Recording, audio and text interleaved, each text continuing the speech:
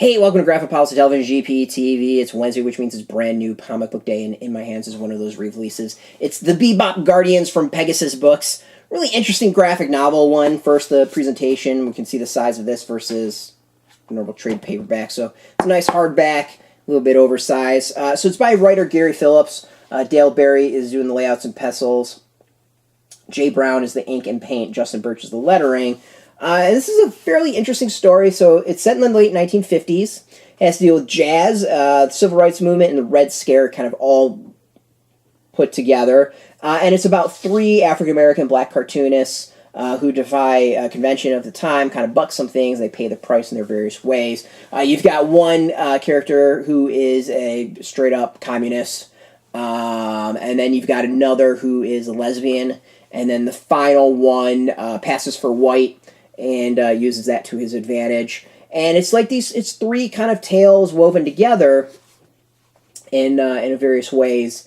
And I love the concept more than I think, the execution. The storytelling is good. I think things maybe weren't delineated enough at times. Kind of the breaks between as it shifted scenes wasn't all that great.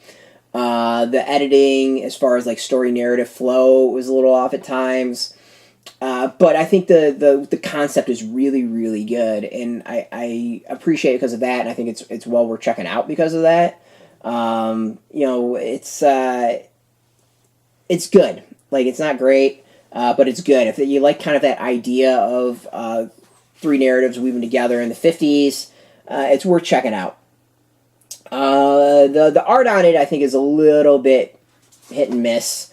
There's times that it's really good.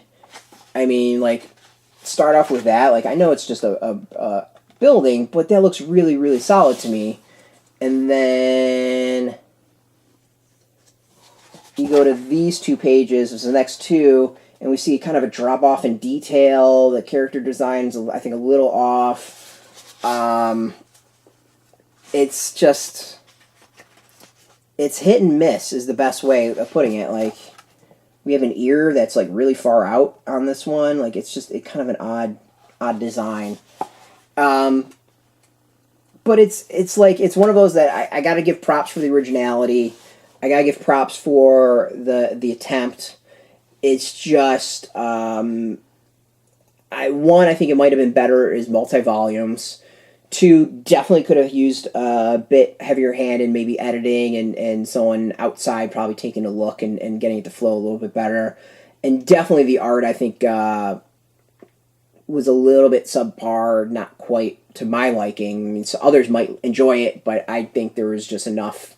There was enough when I kind of went through it that I noticed that I had issues with it. The art isn't killer, it doesn't completely turn me off, but there was just things like the ear was like really far away type stuff.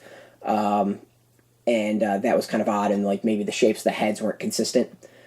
So just really minor stuff, but I love the concept. There's a lot of stuff in here I kind of wish was explored more.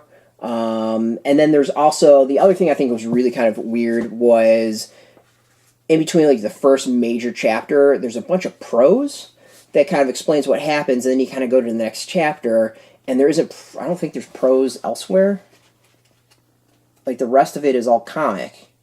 So it was almost like they couldn't do the art for it. Like, we just kind of go to this prose, and then it just jives right back into the comic, which is weird. It's really weird. There's also some, like, odd lettering. So these are all cartoonists of the time, but their lettering doesn't feel like their lettering for their comics kind of matches the lettering of the comic of this graphic novel, and it shouldn't. It should look a little bit different, and it doesn't. So there's a lot of stuff in here that I can quibble about. It's like, I like the concept. I really, really, really like the concept. I like the story and all the arcs and how it kind of worked out and where it all went. I just kind of maybe would have shuffled some things around a little bit, fleshed out some details here and there, and definitely would have maybe gone with a different art style. But yeah, it's out. It's definitely something original. Pegasus Books isn't one I hear of too often, so have to see what else they do. So I'm kind of fascinated by this, at least.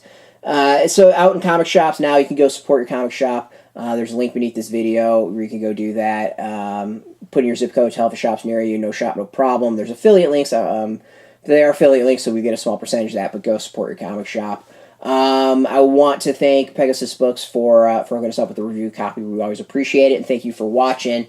Now, if you're into graphic novels, if you're into comics in general, check us out every single day at graphicpolicy.com. We're on Twitter, Facebook, YouTube, Tumblr, all at Graphic Policy, keeping it nice and consistent. So until next time, keep reading those comics, and keep it geeky.